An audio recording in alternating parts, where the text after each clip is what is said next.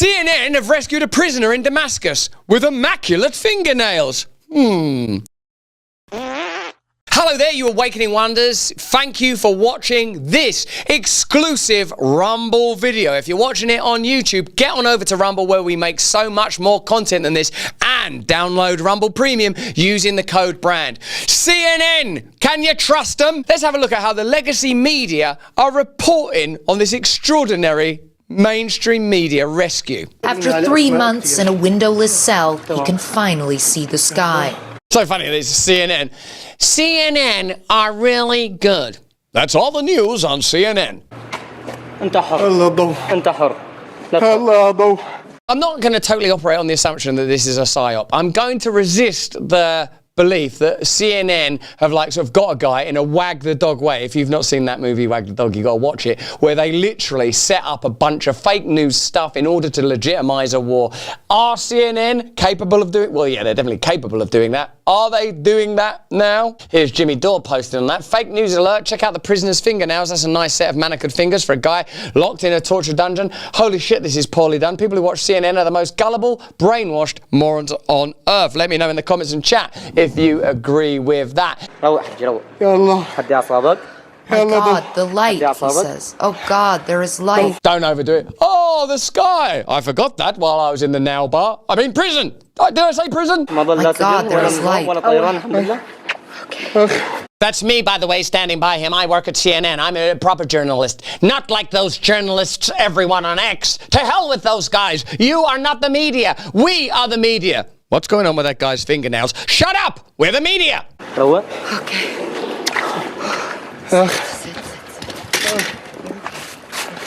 You might as well have gems on them fingernails like my daughters do, or them ones where there's actually like a sort of an earring bit in it. Can we trust the legacy media? Let me know in the comments and chat.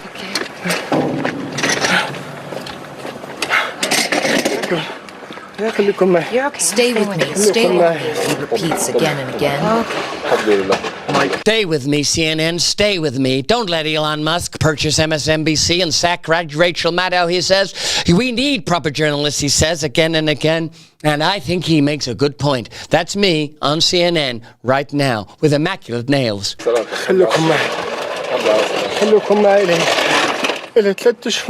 3 months, I didn't know anything about my family. I didn't hear anything about my children. I mean, I occasionally picked up the odd bit of gossip in the nail bar. The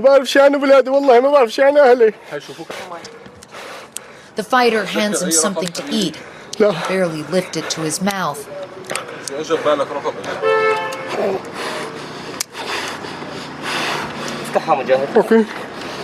But his body can't handle it.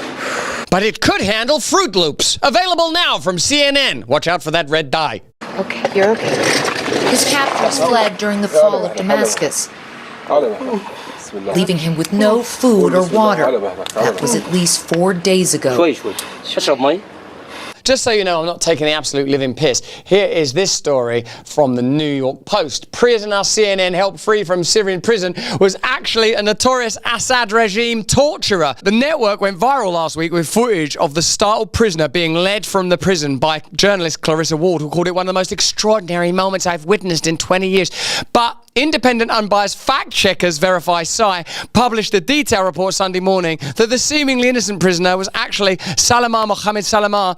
So good they named him twice, by the way. A first lieutenant in the Syrian Air Force intelligence with a long history of alleged war crimes. So it's not as simple as that. He might not be a war criminal, but just look at the sanctimony, sentimentality, and excitement of CNN as they celebrate a war criminal. And you know, if you look at the cover of Times magazine, they get to tell you whether you're a fantastic president like Biden in 2020 or a terrible president like Trump in 2024. So the reporting of the facts becomes the facts. Let me know in the comments and chat if you agree with that, Jack. I'm shaking. My face is shaking, he says. The rebel tells him there's no more army, no more prisons, no more checkpoints.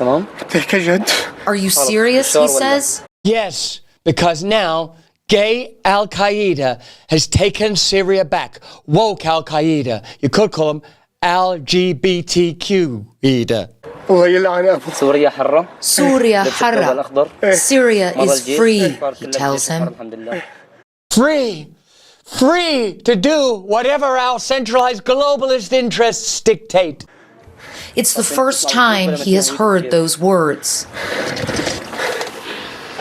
And he may yet be gullible enough to believe them. Here's Elon Musk to remind us of a list of legacy media lie stories, fake news stories, just in case you think that we're being a bit too cynical. Let me know in the comments and chat if you do. This is from Gunther Eagleman, reposted by Max. You know, Russian collusion, Inflation Reduction Act, Trump P-tape, mostly peaceful protests, Trump overpowered, Bayou students held racism, rocket into... So there you have it. Have CNN turned into a radical rebel army of Ewoks liberating prisoners on the run as they go? They're renegades. They're like the A-team. They're the CNN A-team. You can rely on those guys, or can you? Let me know what you think. I would probably suggest that this is a desperate attempt by CNN to remain relevant, enjoying the sanctimony and sentimentality that's always defined their reporting. But that's just what I think. Why don't you let me know what you think in the comments and the chat? If you're watching this on YouTube as one of our awakened wonders, click the link in the description to join us on Rumble and consider getting Rumble Premium using the code BRAND, where you get ad-free content as well as additional content from me talking to some of the greatest people on earth. Stay free. Most coffee out there is basically the liquid equivalent of a participation trophy. Bland, mass-produced, utterly forgetful. But peaberry beans, they're not here to play nice. You get yourself that peaberry, you'll know you've been caffeinated. It's 1775, baby. These rare little rebels make up less than 10% of the entire coffee harvest. Instead of sticking to the crowd, they grow solo, resulting in a denser, more intense bean that doesn't just follow the herd. These beans are grown at high altitudes and are hand-picked at their peak, because if you're going to do something, do it right, yeah?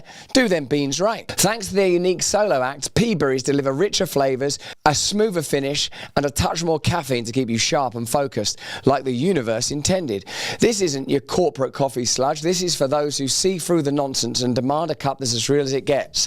Why settle for anything less than the sweetest peaberries, those rarest among beans? So if you're tired of sipping on mediocrity, go to 1775coffee.com. Use my special code BRAND to get 15% off. Don't just wake up properly to 1775. Revolutionary coffee in the revolution against mediocrity.